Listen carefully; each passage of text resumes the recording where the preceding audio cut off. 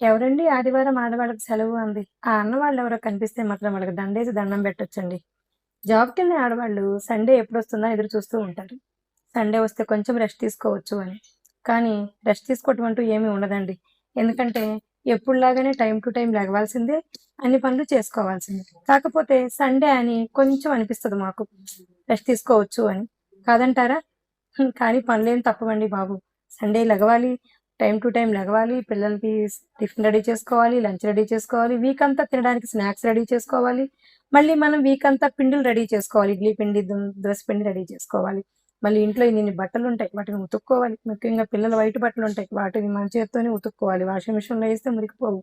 టబ్బులు టబ్బులు అంట్లుంటాయి. వాటిని కడుక్కోవాలి. మళ్ళీ ఇల్లంతా నీట్‌గా సర్దుకోవాలి. ఇన్ని పనులు ఆడవాళ్ళకుంటాయి. ఎక్కడండి ఆడవాళ్ళు రెస్ట్ అప్పుడప్పుడు నాకు అనిపిస్తదండి ఏదైనా టైమ్ మిషన్ ఉంటే బావుండు. ఏదో మూవీలో ఉన్నట్టు ఒక టైమ్ మిషన్ ఉంటే బావుండు. సండే ఆపేసి మండే కంటిన్యూ చేయొచ్చు అనుకుంటాను. నా పిచ్చి కాకపోతే టైమ్ మిషన్ లాగా ఇంట్లో పనులు చేసేవాళ్ళు మనం ఉంటే మనకెందుకండి టైమ్ మిషను? ఏమంటారు?